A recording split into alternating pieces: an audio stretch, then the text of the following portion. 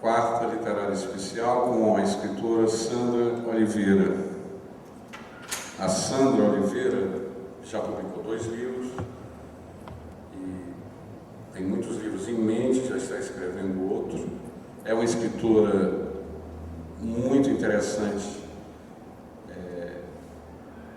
de diversos pontos de vista.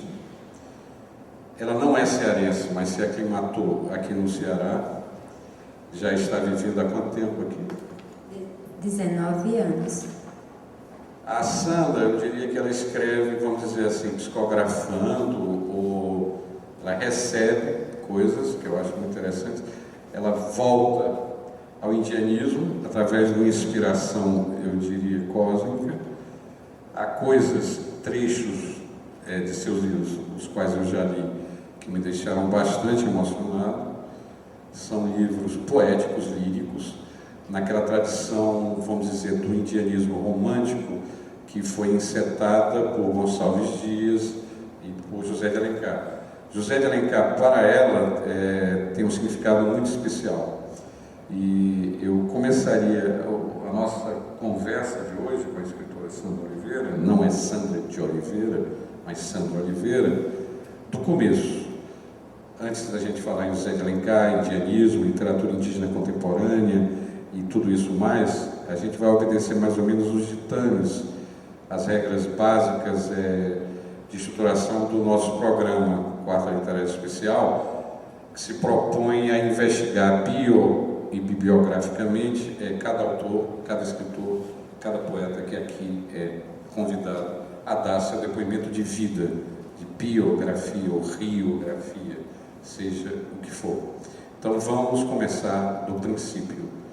No princípio do nascimento, onde você nasceu, como era a vida que você vivia e a partir de quando você sentiu esse dom, que eu acredito que você acha que é divino, espiritual, da literatura, da poesia, do lirismo escrito.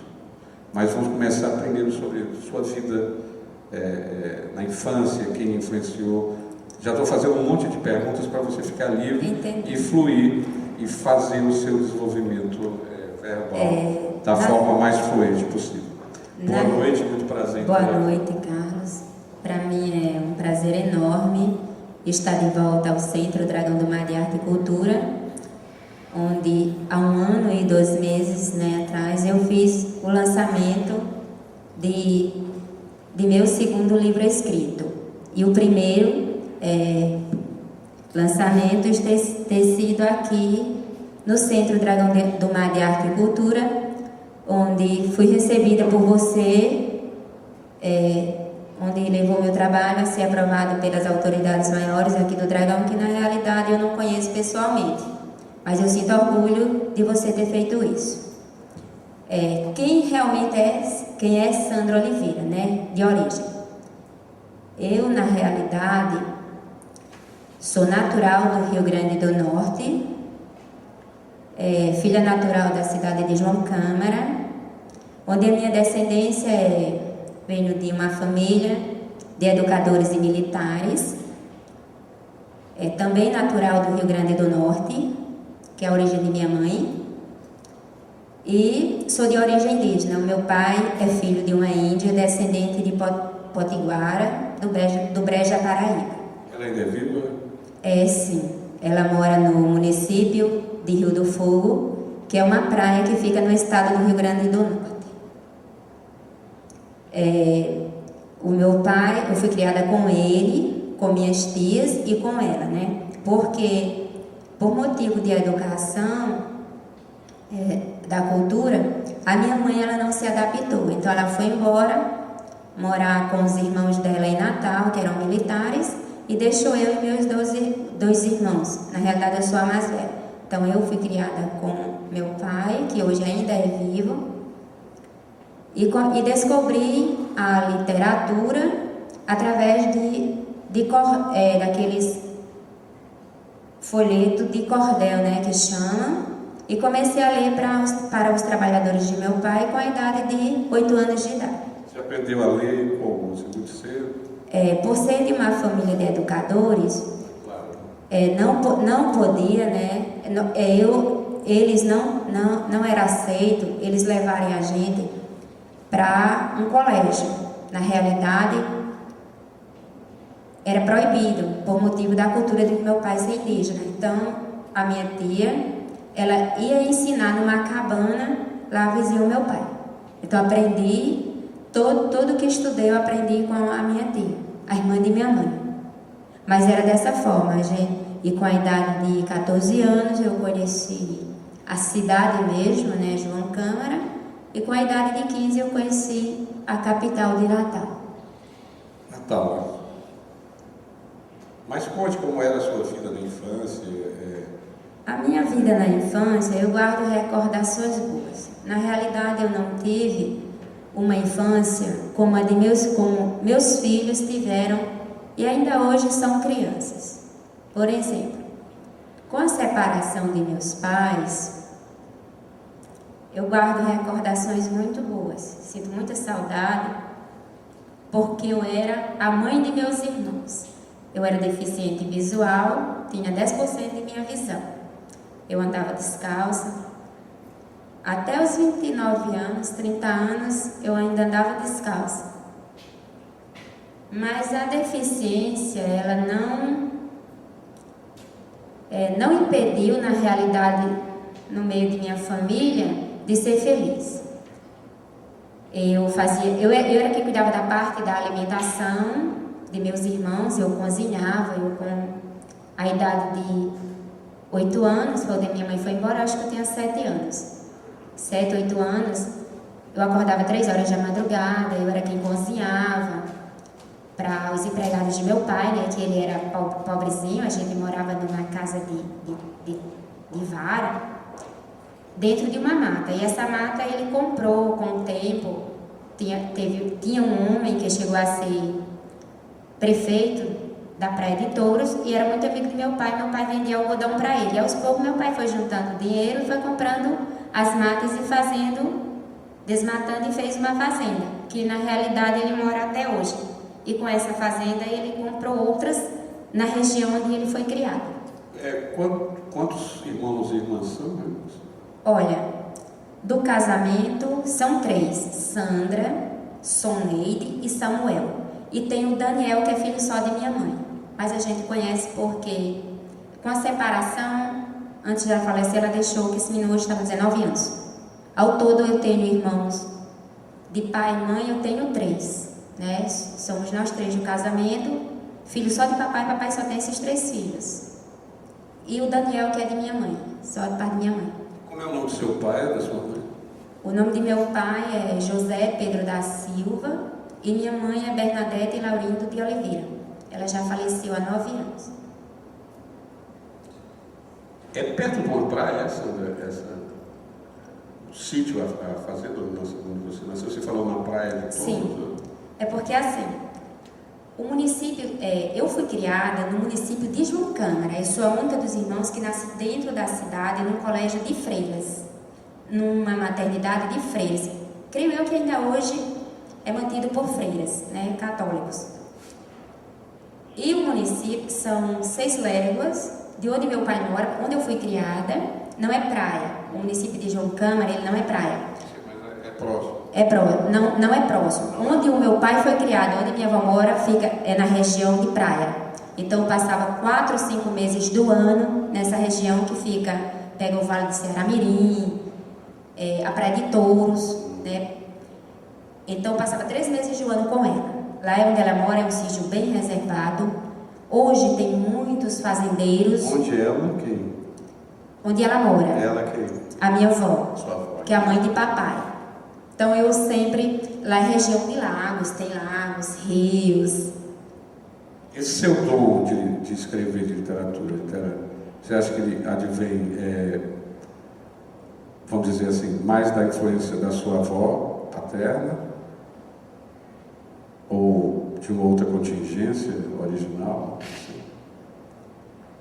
Eu não tenho, na minha família, que eu saiba, é a família de minha mãe que estudaram muito, eu não sei que tem nenhum escritor na família.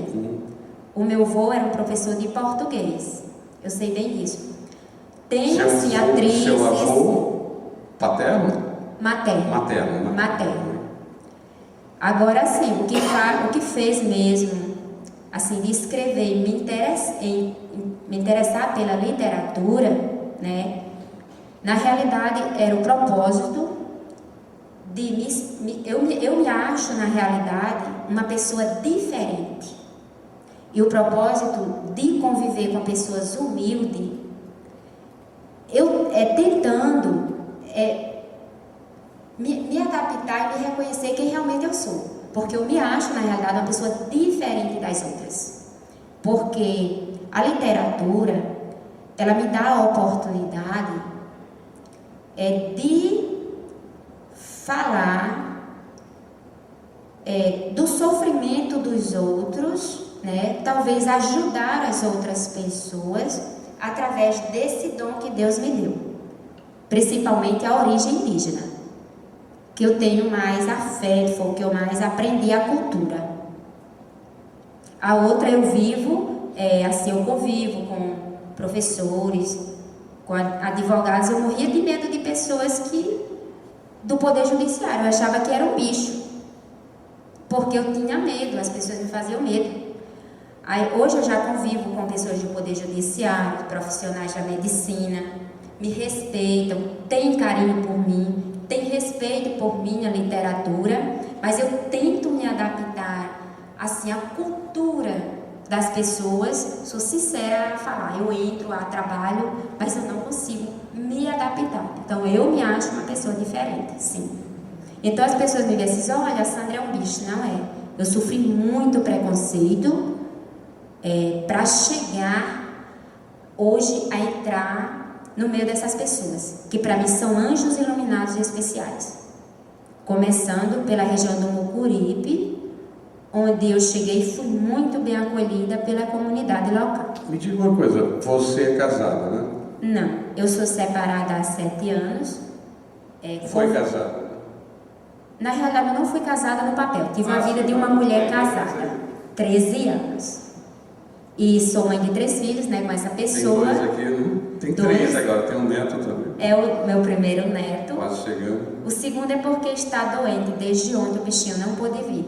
Mas é desse relacionamento. E a separação foi por motivo, ele mandou escolher. Ou a literatura ou ele. Então eu resolvi... Como você é casada com a literatura, né? Eu achei que a literatura eu vou poder ajudar muita gente. Mas conte mais quando você era criança, porque você fala muito em cultura indígena, você fala alguma língua indígena? Eu não falo a língua, mas eu aprendi muitas coisas em relação a como viver numa sociedade diferente. Principalmente a espiritualidade. Como é eu aprendi viver bastante. Essa espiritualidade, essa sociedade diferente, como é isso de viver? Isso de alguma forma se redistribui, se congemina, se bifurca, se instala assim, na sua escrita literária, esse modo de sentir, de viver e de ser, que você disse que é diferente. E é isso, qual é essa diferença, essa sua diferença que você tanto fala? É indígena. Por exemplo, que povo seria o povo ao qual pertence originariamente a sua avó? Como é o nome dela? Desculpe. Maria da Conceição. Pois é, ela tem um nome cristão. Mas esse nome ele foi dado na realidade porque ela não tinha certidão de nascimento. Mas qual é o nome dela? Até os 80 anos de idade. Quantos anos ela não tinha nome. Ela veio da mata sem nome assim. Os nomes daqui, né? Isso. Então, quando meu avô estava para falecer com 100 anos de idade, as minhas tias fizeram o casamento, vieram em casa e casaram e deram esse nome para poder ela ter documentos, para ter um aposento, né? Esse benefício, né, que os idosos recebem. Mas fale dessa diferença que você sente.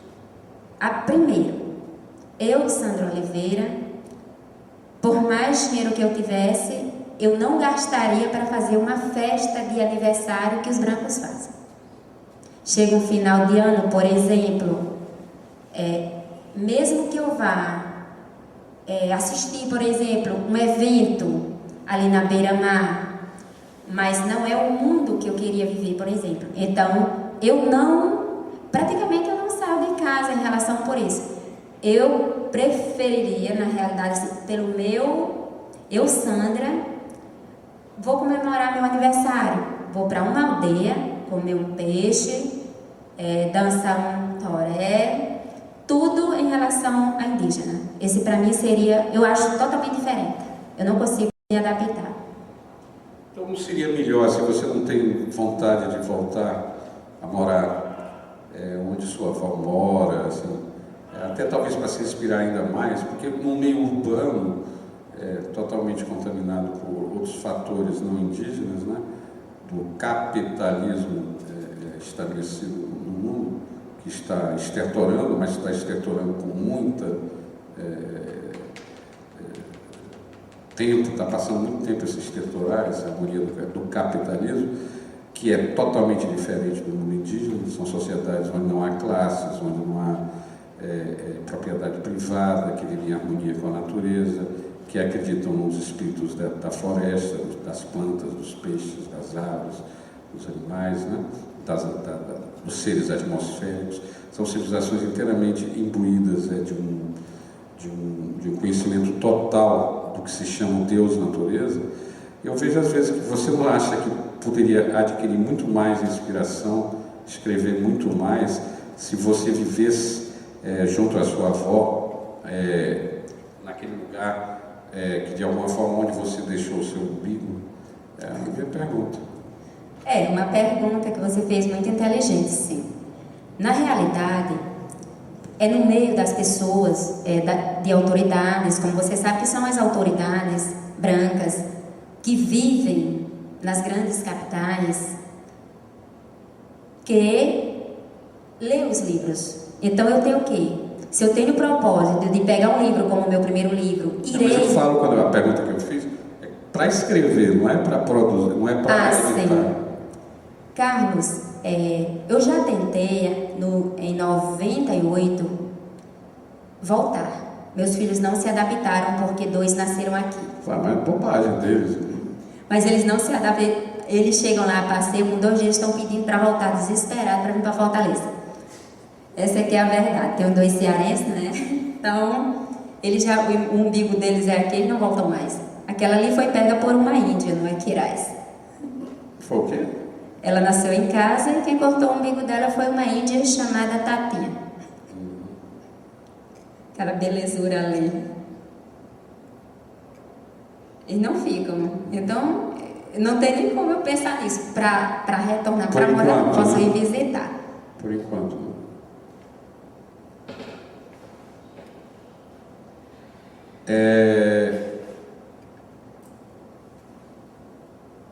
Essa história que você falou, que você só tinha 10% da visão, eu me lembro um fato curioso, muito conhecido, talvez o escritor mais extraordinário da nossa literatura, né? Que talvez tenha escrito um dos únicos grandes clássicos realmente planetários em língua brasileira, né? Em escrita brasileira, para a gente voltar no esquema do Mário de Andrade, da época do Getúlio Vargas, quando foi institucionalizado na grade curricular, em vez de língua portuguesa, era língua brasileira. Depois do Estado Novo, etc., isso foi modificado para a língua portuguesa de novo. Porque, na verdade, nós não falamos português. Uma coisa curiosa que você observa, por exemplo, lendo o Couto de Magalhães, que foi o primeiro intelectual branco, entre aspas, que todos são mestiços, você sabe, nós todos somos mestiços, até porque o Danilo Pena, da Universidade Federal de Minas Gerais, um geneticista mundialmente conhecido, depois eu volto ao que eu ia dizer antes, ele fez, através do estudo mitocondrial da genética, do código genético mitocondrial, que é o segundo código genético, que é matrilinear, que é recebido por pai pela mãe, identificou que 95% da população brasileira, através de amostras estatísticas, tem uma avó indígena. Então, eu, você e todos os que estão aqui são índios por parte de mãe. É um fato geneticamente já completamente aceite pelo mundo científico. Isso nos últimos 3 anos, mais recentes, Isso já foi estabelecido. Então, é uma coisa clara.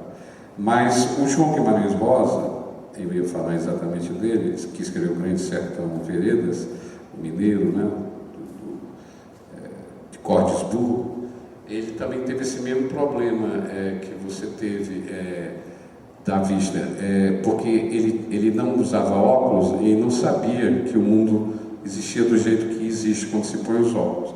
Tanto que ele tem um conto fabuloso que está no Corpo de Baile, que é um dos livros básicos dele, que é o Miguelinho, onde ele fala da história do Miguelinho, que é autobiográfica, um dos livros mais belos, mais encantatórios também da língua brasileira. E ele conta exatamente no dia que ele pôs os óculos e que o mundo se modificou e se encantou para ele, que ele não conhecia, ele só via tudo meio borrado, e quando ele pôs os óculos, e a história do conto todo, num certo sentido, se baseia nessa iluminação que ele tem no momento em que alguém, um cristão, um bom cristão, arranja um par de óculos e ele começa a ver o mundo pela primeira vez.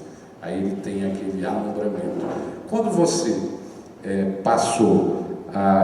fez naturalmente uma operação, e quando você passou a ver os outros 90% que não via, como foi esse momento? Como foi isso para você? Conte para nós isso. Carlos, a primeira coisa que eu fiz, eu lembro como se fosse hoje, eu fui no espelho e olhei meu rosto. Você não conhecia seu rosto? Eu achei o meu rosto muito bonito. Foi a primeira coisa que eu olhei, foi meu rosto. E os outros rostos das outras pessoas você conhecia? Você via? Os meus filhos, eu via o vulto. No futuro. O vulto. Eu via meus filhos, mas eu não via com a perfeição que eu vejo hoje. Né? O vulto, assim, eu andava descalça para não cair. Muitas vezes eu comia com a mão porque eu não enxergava. Mas os índios comem com a mão, né, Sandra? Eu passava muita humilhação pela deficiência visual. E a partir do momento eu passei a tentar, né, quando eu descobri a pessoa que fez isso, descobri a origem do médico que fez isso, quem era, quem não era, e fazer o possível para não perder a amizade desse médico, que na realidade é um argentino que trabalha aqui em Fortaleza e é casado com uma brasileira. Eu pensei assim, nunca perder a amizade e um dia mostrar para ele o bem que ele me fez. Você tem contato com ele? Carlos Emílio, eu sei onde ele trabalha. A última vez que eu vi ele pessoalmente foi quando eu fui deixar o convite para o lançamento desse livro. Mas, por ele viajar muito para o Rio de Janeiro, para congresso, para a Argentina, eu não mantenho muito contato. Está com uns 8 a 9 meses que eu não tenho contato com ele. Mas quando vai ter um evento assim, eu aviso. Me diga uma coisa, mas conte como é assim. Você já escreve? É uma pergunta estranha que eu lhe faço. Mas você já escrevia mesmo com aquele problema de vista que você tinha? O primeiro livro, quando eu escrevi, eu era deficiente visual. Só que eu pedi ajuda. Eu escrevi, eu mentalizava, escrevia sem ver as linhas do caderno, que todos os meus livros eu escrevo à mão. E pedia para que as pessoas digitassem para mim e me ajudassem. O meu primeiro eu tive todo esse sofrimento. Agora com esse daí não. Não precisa chorar, já passou, né?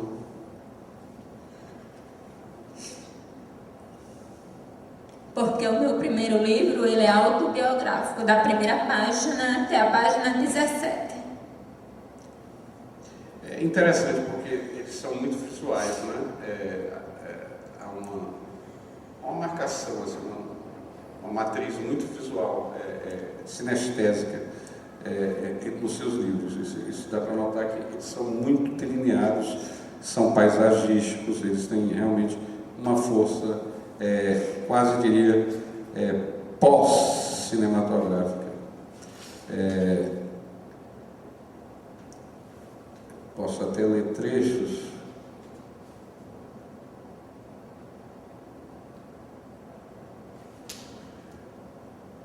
E também sonoras, entre as águas das cachoeiras faziam um som maravilhoso, deixando o espírito leve, pairando a mente para limpar e preencher de coisas maravilhosas. Porque essas inspirações aí que você leu, todas eu guardei na memória na minha infância, quando eu passava 6 meses com a minha avó, onde ela mora. Então eu andava muito com ela. Lá não tem cachoeiras, mas tem muitos rios. Ela me ensinava como era todo o mundo dos índios, como eu me comportar no meio dos brancos. E ensinava que o poder da natureza e as pessoas, elas têm que ser vistas em primeiro lugar pelo poder do caráter pessoal. Então ela passou a riqueza espiritual que é o mundo dos índios. Então isso eu me inspirei bastante, algumas coisas na minha infância. Tem, por exemplo, você é muito espiritualista, isso é uma coisa que fica claro.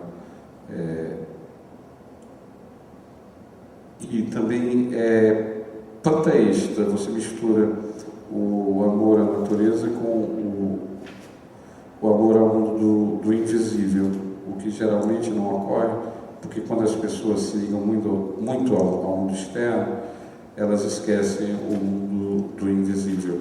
Mas você consegue fazer a sua operação cósmica de uma maneira bastante estética, e estética no sentido ético mesmo. Você consegue agarrar as duas pontas do mundo, a ponta invisível e a ponta visível.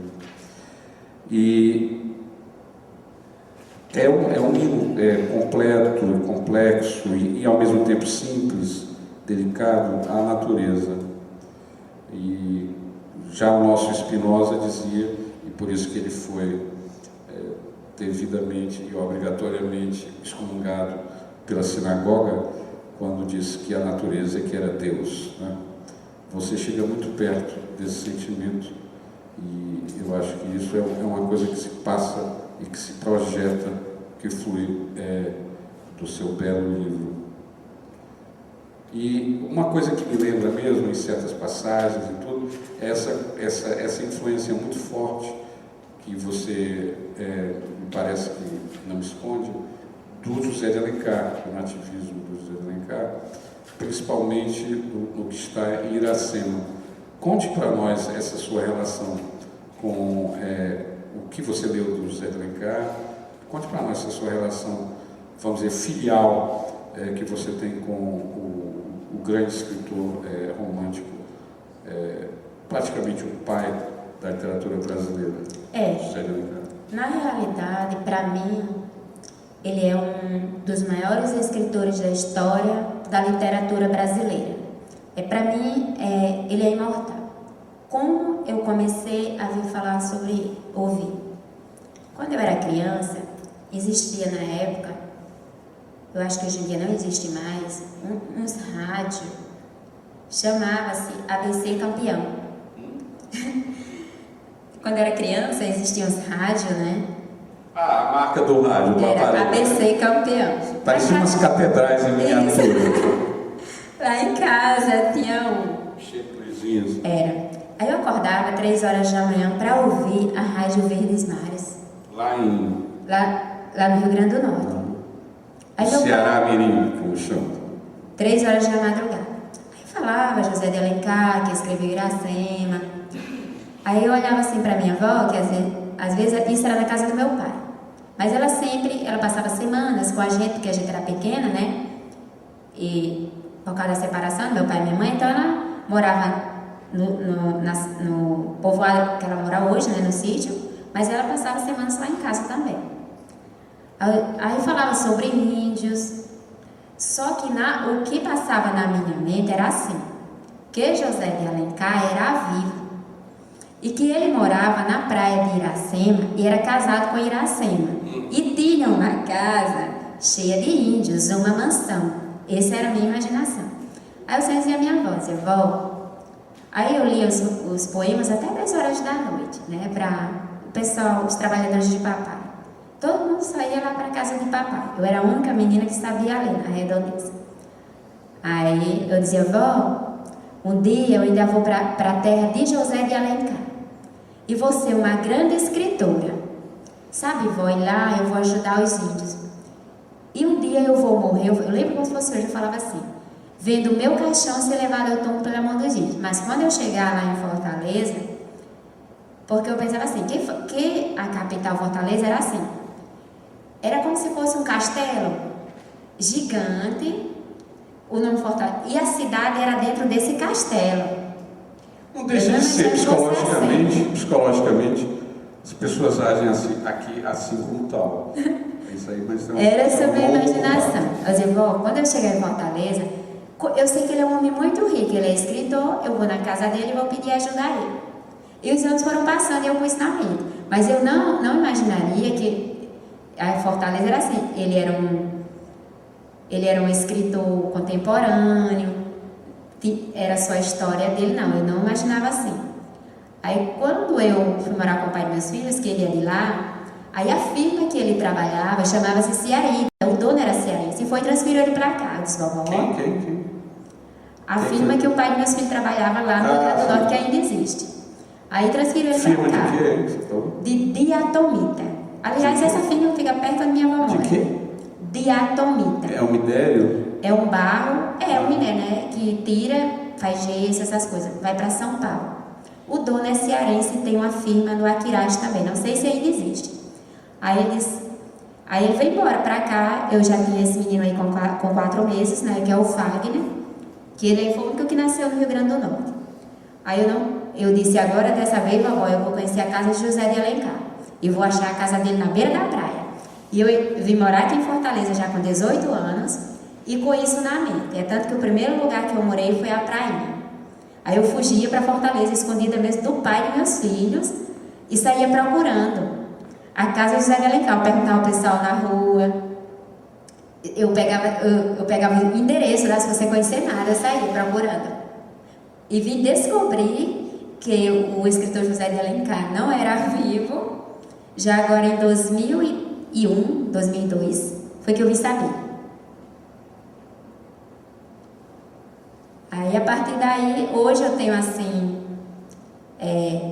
o livro dele que eu li foi Iracema, A Viuvinha e A Senhora do Destino. Os outros eu ainda não li. Mas já conheci a casa dele porque uma assistente social da Secretaria de Desenvolvimento e Ação Social do Estado, em 2005, me levou para conhecer. E sonho um dia conhecer o túmulo dele. Assim, alguém da família também eu sonho um dia conhecer, né? Que eu acho muito difícil. Aquela casa ali não é a casa dele. Ali, isso é uma casa de farinha, ou de um morador humilde, porque a casa mesmo, o pai dele era governador da província, se não me engano, e você ainda vê hoje as fundações, foram até reabertas agora, estão a mais à mostra. Quer dizer, aquela casa que mostra não tem nada a ver com, não é propriamente a casa está destruída. Mas segundo, só tem os alicerces. Não é no mesmo local, é só porque ali... Onde ele nasceu, segundo... Não é. É mentira. Mentira turística. Para enganar turista. Mas na verdade... Não, é porque é no mesmo local. Tem aquela casa... Sim. A 30 metros tem as fundações da Casa Senhorial, o fazendão da família Alencar. Então, ele depois casou com uma inglesa, né, filha do Almirante Cochrane. Uma inglesa tem um filho chamado Mário de Alencar, que também é contista, romancista, muito bom também, por sinal. Pouco conhecido, mas era muito ligado ficou muito amigo do Machado de Assis. E há todo um imbróglio que em Capitu está esboçado, a relação meio estranha entre o Machado e o Zé de Alencar. Mas ele teve aqui, acho que ele saiu daqui aos 5 anos de idade, se voltou, se não me engano, voltou só uma vez, rapidamente. Iracema é um mito, talvez tenha sido uma história que ele tenha ouvido ali, quando muito criança ainda, exatamente no local que você visitou.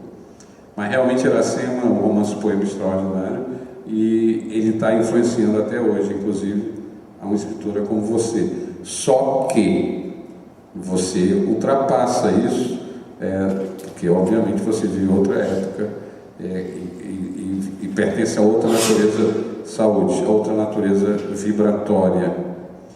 Mas fale mais da sua infância, assim, por exemplo, dos cordéis que você lia, dos contadores de história, dos vaqueiros, será que tinha vaqueiro por lá, das toadas, das noites de São João, desse mundo brasileiro que lentamente vai nos escapando das mãos à medida em que o sistema autoritário do unipensamento midiático vai desintegrando as mentes de pessoas no país inteiro. Carlos, quando eu era criança, eu era muito curiosa.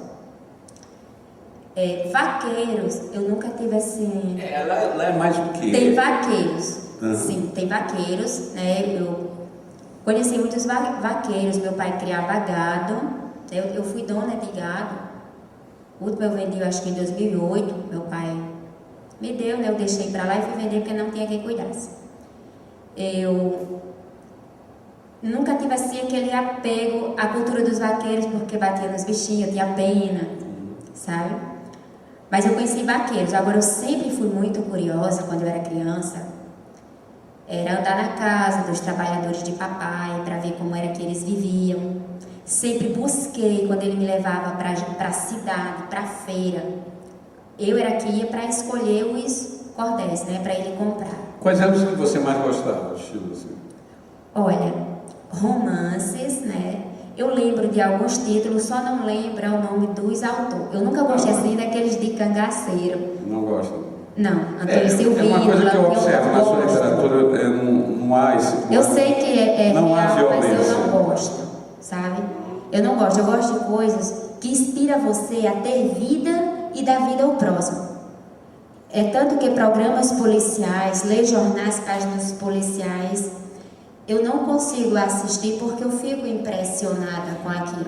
Então eu procuro sempre, por mais pequeno que seja, para o mundo, mesmo que seja difícil da gente encontrar, Carlos, um mundo do bem, porque é muito pesado, eu não consigo. Então, eu lembro bem dos títulos, eu lembro bem da Princesa do Reino do Mar Sem Fim, que era uma história muito linda.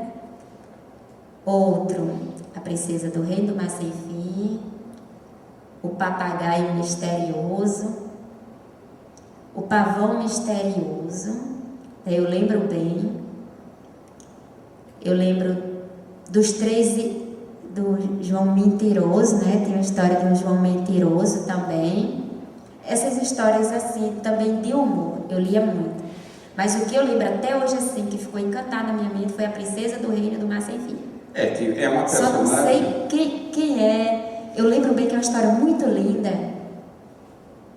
Quem poderia nos dizer imediatamente esse era o João de Carvalho ou o Oswaldo Barroso? Mas eu acredito que, pelo título, é um dos mais arcaicos, assim, dos mais antigos. Mas, com certeza, o Gilmar diria de quem é esse folheto. Ele tinha, parece que ele doou ao Museu do Ceará, não sei, a melhor coleção particular de livros de literatura de cordel. E aí, quando você contava para os caras isso aí, mas como é que você lia isso? Eu sentava no chão. Mas você não tinha um problema de vista? Como é que você... Tinha, mas só que... A letra é grande, né? Isso. A pessoa, por exemplo, eu sentava aqui, era do tamanho desses... Tinha as letras grandes, mas eu lia assim, ó. Aí quando eu errava, minha prima falava, eu decorava. Hoje eu não decoro as coisas com facilidade que eu decorava quando eu era criança. Até a idade de 22 anos eu tinha uma mente muito boa para decorar. Hoje eu já não decoro tanto, porque é muita coisa depois que eu mãe de família, mas eu decorava facilmente as coisas. Eu decorava na mente assim, muito rápido. Uhum. Eu tinha uma prima que me ajudava muito. Eu não lembro o nome dela, mas eu lembro o apelido dela, era Totinha. O apelido dela, gente... Aí ela falava, às vezes ela lia, eu decorava e assim ia. Na minha época não era como hoje. E o primeiro livro mesmo, livro romanção, livro que fica em pé, que você leu, assim, você lembra? Carlos. Eu lembro do primeiro que eu li. Eu lembro o primeiro que eu li, agora eu não lembro o título do livro. Você lembra da história, né? Mas eu lembro da história. Eu tinha o primeiro que eu li, eu fiquei fã mesmo assim, de ler até os 19 anos de idade. Como tu lê na tua casa, assim, direto, eu lia. Era aqueles livros Júlia, Júlia, Bianca, era esse tipo de livro. Eu lia muito revista Contigo. Isso aí é para moças. Isso aí eu fazia coleção. Literatura rosa, como é? Leite de rosas. Toda criança e adolescente feminina. Foi quando eu conheci a Capital foi 15 anos, 16. E os anos passaram como pássaros. Você tem imagens realmente muito boas. Essa, por exemplo, e os anos passaram como pássaros. Não é? Essa relação com a natureza, com o mundo encantado. Nesse primeiro livro, nesse segundo livro seu, aliás, é uma Índia e um bailarino lairante em luz, é um neologismo lairante, revivendo as lembranças passadas dos contos de um guerreiro. Ele é nitidamente demarcado, tem uma primeira parte e uma segunda parte. Eu gosto muito da segunda parte. E a segunda parte, ela realmente tem essa coisa de magia, de cordel, agora de cordel do maravilhoso, do fantástico maravilhoso, do mundo maravilhoso, do mundo das fadas, do mundo dos encantamentos, misturado com o mundo da cultura indígena, o que cria um tipo de literatura híbrida, como consequência, um objeto, um transobjeto, transcendental e estranho, um belo objeto. Um observador menos acurado, não estou dizendo que eu seja acurado mais do que os outros, mas uma pessoa mais desatenta poderia, numa leitura muito breve, muito rápida, muito superficial, chegar a dizer que a sua literatura seria semelhante à pintura de um Chico da Silva, por exemplo, ou seria muito semelhante à poesia de um Patativa do Assaré em prosa. Estaria acertando. Erraria se dissesse, por exemplo, que seria uma literatura, vamos dizer, naif, o que também não chegaria nem perpassaria por perto. É uma literatura própria, é uma literatura que realmente ela vai ficar como um elemento estranho, um toque desorientador, delicadamente desorientador, dentro desse mainstream, desse fluxo principal de uma literatura excessivamente centrada no realismo, excessivamente misturada, mesclada e mimetizada na crônica policial, excessivamente, forçosamente ligada ao esquema da fragmentação, da violência, do crime, do descontrole. Ela é como se fosse social, ela é como se fosse o contrário, assim, um soco de plumas ou uma penachada de penas de cocar de pajé na cara do sistema. Bom, você agora falou uma coisa, eu fico aqui só pensando.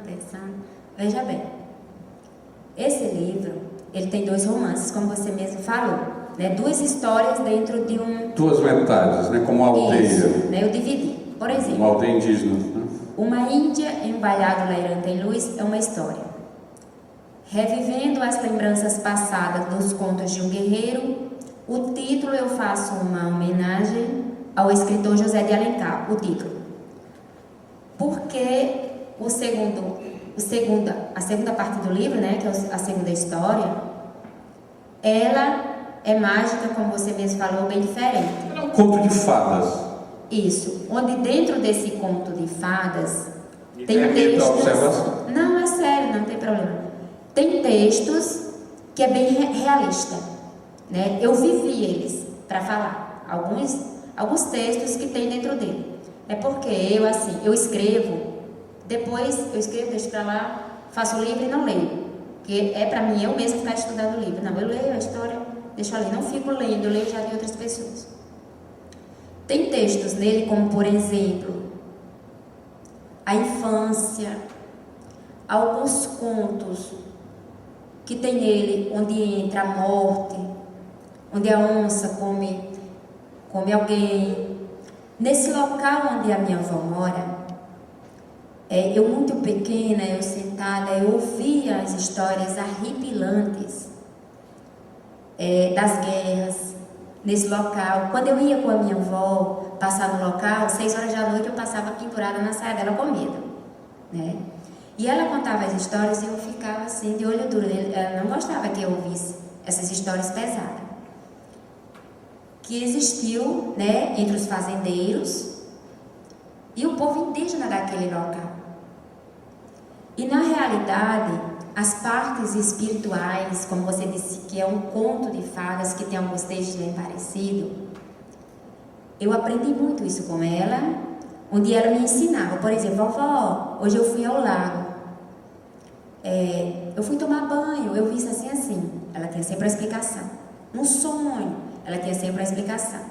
Aconteceu uma vez que teve um caso assim bem, era 6 horas da manhã. A gente ia acordar 2 horas da manhã para ir para uma praia chamada Zumbi, para a casa de uma outra tia que na realidade é aquela índia pura que ainda mora numa barraca de palha na beira de um rio. Ah, é mais índia do que a sua avó? Mas continua a história. É filha da minha avó. Depois se... Ela não se aproxima das pessoas brancas, né? Vai me reservar. E a gente ia a pé. Então tinha frutas no caminho que lá nós chamamos tabuleiro. Tabuleiro, essas terras que tem como o Eusébio. Nós chamamos aquelas entre o Porto da Ajuda e o Eusébio, aquelas matas, né? Nós chamamos no Rio Grande do Norte tabuleiro. E a gente caminhava a pé. Saía 2 horas da manhã para chegar às 6h30, 7 horas na Praia do Zumbi. Da manhã. Isso. E ela ensinando pra gente o significado da espiritualidade indígena, as estrelas. A gente pegava do Agiru, ela ia lá na frente, eu e minhas primas, tinha 2 primas que sempre andávamos juntas, éramos inseparáveis. Eu, minha irmã e essas 2 primas, filha dessa minha tia, índia. E às vezes a gente dizia, vovó, a gente viu uma mulher de branco, a gente tinha visões espirituais, aquelas coisas diferentes. Aí ela ensinava pra gente, minha filha veio daquele mundo, assim, assim, você não comenta com as pessoas, porque é um espírito da floresta. E sempre ela passou para mim que dentro da família tem aquelas pessoas, segundo a tradição dela, que nasceram para cumprir missões no meio dos índios. E então essa imagem, né? Isso foi passando, eu fui colhendo tudo isso. Então, quando eu entrei em Fortaleza, que eu olhei para trás, eu disse, meu Deus, quem sou eu mesmo? Eu estou num mundo totalmente diferente. Então, eu passei a fazer livros, né, como se fosse, no meu ponto de vista, guardar as lembranças do passado. É tanto que o título de meu primeiro livro chamava-se Lembranças de um Sonho. Eu mudei o título já quase dentro do cartório e coloquei Os Encantos de uma Linda Paixão. As lembranças passadas dos contos de Negro. Sim. Por quê? Porque esse mundo mágico, ela passou pra gente a rivalidade do mal e mostrava também pra gente como era o mundo espiritual da rivalidade dos índios. Só que no mundo dela é totalmente diferente as histórias para o mundo dos brancos que eu passei a conviver alguns anos depois. Então foi onde eu não consegui mesmo, assim, nunca... De repente um dia você vai escrever o livro Histórias da Minha Avó. É mais um? Como é, Carlos? Vou deixar lá com o meu filho. Você vai atrapalhar. É que eu avisei. Histórias da Minha Avó. Você podia escrever o livro? Na realidade... Você pensou, assim, por exemplo, em lembrar dessas histórias? Você tem uma memória muito boa. E puxando, e até ir lá, voltar, gravador na mão e começar a registrar, dando uma de etnóloga e ao mesmo tempo escritora e memorialista, juntar as 3 coisas, né? Atualmente os índios já estão estudando a sociedade branca, já há uma etnografia, vamos dizer, indígena. Saiu um livro fabuloso, há alguns anos atrás, só de textos escritos por índios, estudiosos indígenas brasileiros, estudando o modo de ser do branco, fazendo o que o branco fazia com eles, utilizando o branco como objeto de estudos, né? porque para eles nós vivemos na loucura total e absoluta. Então eu acho que seria interessante começar. Nós vivemos no mundo da loucura, isso é que é a verdade. A sociedade que foi criada na Mesopotâmia, que se estendeu, essa sociedade que criou essas grandes cidades de pedra e de tijolo, de argila, essas sociedades de arquitetura maciça, as sociedades geométricas, sociedades das pirâmides e dos zigurates, e também do Oriente, que também os japoneses faziam construções de madeira, eles não faziam construções de pedra. Só na época dos shoguns é que começaram os castelos de pedra, já de alguma forma imitativos de castelos chineses também. Mas essas civilizações que desembocaram hoje aqui em Fortaleza, nos Estados Unidos, essa grande civilização ocidental, essa mundialização, essa tal de globalização, é a loucura total, completa e absoluta. É hecatombe de alguma coisa que está arrebentando aí para todos os lados, inclusive na nossa mente. E a civilização indígena, vamos dizer, essa civilização que desceu dos Andes e abandonou Machu Picchu, abandonou as cidades complexas de pedra, rompeu com os cacicados, que já iam se tornando muito complexos, essas sociedades muito complexas, iam se tornando muito desiguais. Eles perceberam isso, então eles mergulharam na floresta. Aliás, não havia ainda a floresta amazônica, havia uma região de cerrados, ou de mata pequena, ou de campinas. A floresta foi plantada por eles. Essa civilização antes, que se opõe a essa outra civilização das cidades de pedra, ela criou a civilização das florestas. Na verdade, hoje, a maioria dos antropólogos e arqueólogos já está concordando com as teses do senhor chamado Belé, que foi o primeiro a aventar a possibilidade de que a Amazônia é um jardim, é uma plantação, é uma criação de uma civilização que optou em mergulhar no mundo espiritual, na tecnologia invisível da floresta, no mundo telepático, o mundo onde o homem não está dividido dos seres que compõem a natureza. Então continua a haver transmigração telepática e espiritual entre os seres vivos, o peixe, o pássaro, a ave, o bicho, e os espíritos ancestrais e os espíritos atmosféricos e astronômicos, todos estão coabitando e dialogando. Agora você imagina os antropólogos, principalmente da época do século XIX, os primeiros etnólogos, o Spix, o Martius, quando veio aqui, ele falando sobre os botocudos e os machacali lá de Minas Gerais, na célebre relação de viagem que ele faz, muito importante, por sinal, mas ele tem uma completa cegueira do que está acontecendo. Ele não pode imaginar que aquele povo, aquela civilização, seja mais sofisticada do que a deles. E hoje, depois de milhares de anos desse embate, de 600, 500 anos desse embate, algumas pessoas mais sensíveis, menos botocudas, menos estúpidas, estão percebendo que, na verdade, a civilização ocidental, branca, cristã, judaica, islâmica, chinesa, japonesa, seja lá o que for, é tecnologicamente, espiritualmente, a tecnologia invisível, bastante inferior à civilização que criou uma floresta gigantesca chamada Amazônia, uma plantação cosmogônica criada por uma civilização que abandonou as cidades de pedra dos Andes para criar pequenas entidades sociais ao longo de todo o vale amazônico e de todos os seus afluentes durante milhares de anos, que optou pela liberdade, que optou incrivelmente por uma sociedade igualitária. Porque você deve saber, e todos devem ter lido o livro Afonso Arinos de Melo Franco, que é muito citado pelo Oswald de Andrade, onde ele afirma, e é verdade, que não teria havido Revolução Francesa, não teria havido a ideia de socialismo, não teria havido a ideia de utopia, não fossem os relatos dos primeiros viajantes que foram lançados na Europa como uma bomba ideológica tão brutal, porque o homem medieval percebeu que o mundo poderia ser poderia e era diferente do que estava ali obrigatoriamente instituído por uma civilização totalmente cristalizada pelos ditames medievais da igreja e daquele mundo absolutamente fechado que então se abriu a novos horizontes. Então você vem de uma tradição, de uma longa tradição da civilização das florestas, e o seu livro ele tem toda essa marcação, vamos dizer assim, basilar do mundo da natureza, que na verdade não é um mundo natural, é um mundo criado pelo próprio homem. E é essa a coisa mais fantástica que está surgindo a partir dos mais recentes estudos que se empreendem no campo da pesquisa das civilizações da rainforest, das florestas tropicais, das florestas da chuva. Desculpe essa preleção, mas só para... Olha, na realidade, Carlos, o meu ponto de vista pessoal é o seguinte: se nossas autoridades brasileiras valorizassem o seu próprio sangue,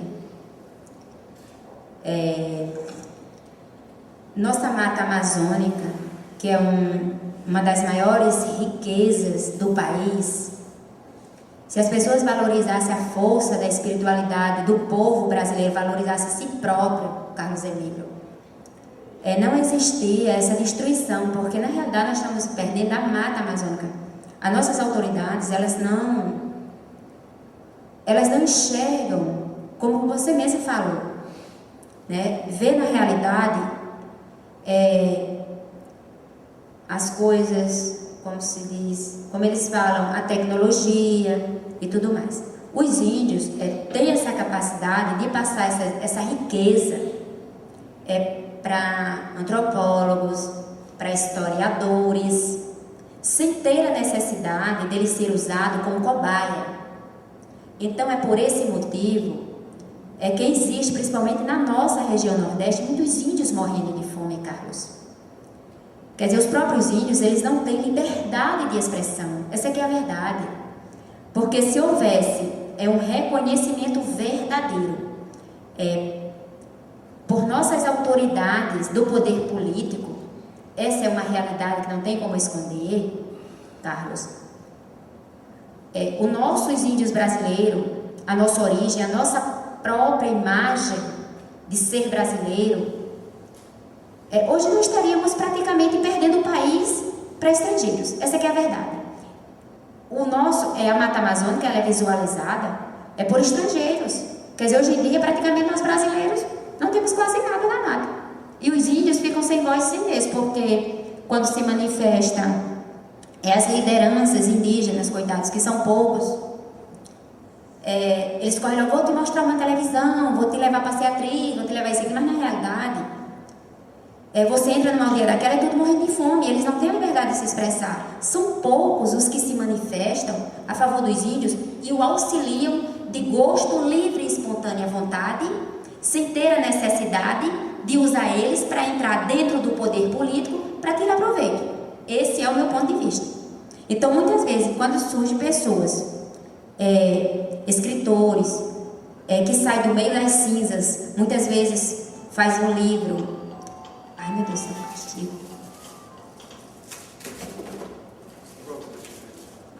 Já desligado. Desculpa. Quando surge, perseguido. Nos dias atuais, mesmo com toda essa modernidade, é perseguido. Porque as pessoas pensam logo, olha, vai entrar no poder político. Olha, vai entrar não sei onde. E muitas vezes aquele escritor, ele luta com seus próprios esforços. Muitas vezes com a intenção de pegar um livro, como por exemplo, eu tenho o meu primeiro livro, no momento certo e na hora certa, no lugar certo, ele vai ser todo doado para ser revestido para os índios. No momento certo e não vai demorar. Então, esse é o motivo de nossos índios, eu falo de todos os índios nordestinos, porque no sul do país, as pessoas olham um pouco mais, vive essa situação. Você entra dentro de uma aldeia, como aqui no Ceará tem aldeias, que você olha assim e você chora. E não tem necessidade daquele povo tão rico viver uma situação daquela. Porque não tem necessidade, Carlos. Porque nosso país, ele é um país rico, sim. O que precisa de bens materiais. E ele precisa ficar um pouco mais rico, a nossa gente brasileira é um pouco mais rico em espiritualidade. Porque não adianta a gente as autoridades mostrar uma beira-mar linda, bonita, para que o turista veja. Por que não mostrar a nossa origem e a nossa própria imagem? É enriquecer eles para mostrar para eles. Eu acho que é o que precisa. E cada um, por mais humilde que seja, por mais pobre de bens materiais que seja, se mobilizar, que esse é um de meus propósitos, de colocar meu livro dentro de colégios, dentro de faculdades particulares, como eu mesmo, quase que semi-analfabeta, conseguir esse objetivo com esse livro Fundo de Quintal. Não pretendo assim mostrar riquezas materiais, porque a gente precisa sim, mas os nossos índios precisam de socorro. Essa aqui é a verdade. Segundo a lenda, a árvore mais alta